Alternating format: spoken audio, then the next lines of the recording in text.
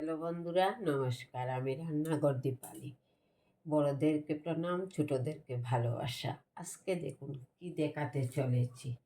একটা লাটি মাছ নিয়েছি।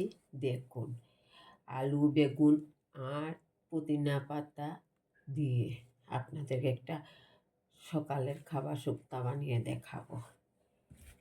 বেগুন কেটে রেখেছি, এই যে দেখুন ফাইল ফাইল করে কেটে রেখেছি। আলু কেটে রেখেছি, সময় নষ্ট করিনি আপনাদের। এই যে দেখুন কেটে নিয়েছি। ওটা হচ্ছে পুদিনা পাতা।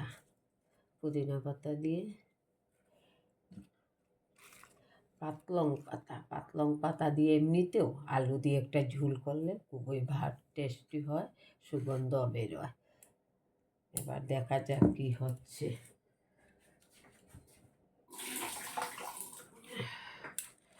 মাছগুলাতে অল্প নুন হলুদ দিয়ে মেখে নেব। কড়াই বসিয়ে রেখেছি, গরম হয়ে আসছে। চলুন দেখা, এটা মুখরোচক একটা রেসিপি। কড়াইটা বসিয়ে রেখেছিলাম, মাছটা বাড়িয়ে দিলাম, অল্প তেল দিয়ে দিলাম। এবার মাছটা ভেজে নেব। কড়ার মধ্যে যাতে মাছটা না লাগে তার জন্য নুনের চিটা দিয়ে পুরা কড়ার মধ্যে তেলটা লাগিয়ে দিলাম। তেলটা গরম হয়ে আসছে, নুন হলুদ দিয়ে মেখে রেখেছি মাছ, ভেজে নিচ্ছি। আমি কিন্তু বছরে একবার দুইবার এই রেসিপিটা করে থাকি। এই রেসিপিটা পেটের খুব উপকার করে। মাছটা ভাজা হয়ে গেছে, নামিয়ে নেব। মাছ ভাজার পরে যে তেলটা বেঁচেছে ওই তেলের মধ্যে একটু আলু আর বেগুনগুলো ভেজে নেব।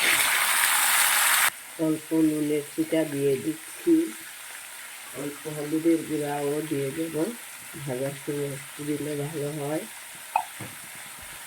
মোটামুটি ভাজা হয়ে গেছে, এবার নামিয়ে নেব। কড়ার নিচে লাগছে। কড়াইটা বসিয়ে রেখেছি, গরম হয়ে আসছে। এবার তেল অ্যাড করলাম।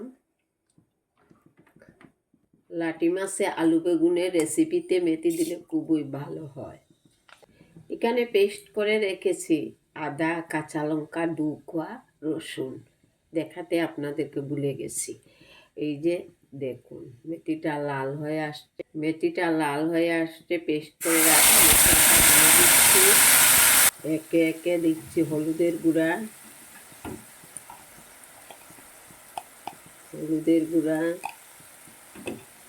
অল্প শুকনো লঙ্কার গুঁড়া কালার আসার জন্য, জিরার গুঁড়া, স্বাদ মতো নুন দিলাম।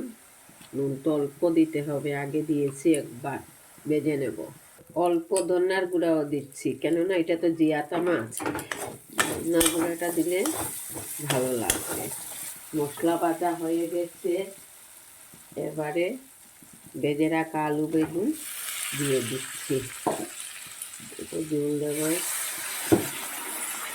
পাতলং পাতা দিয়ে আপনারা কে কে খেয়েছেন জানি না, এবার না খেয়ে থাকলে খেয়ে দেখবেন।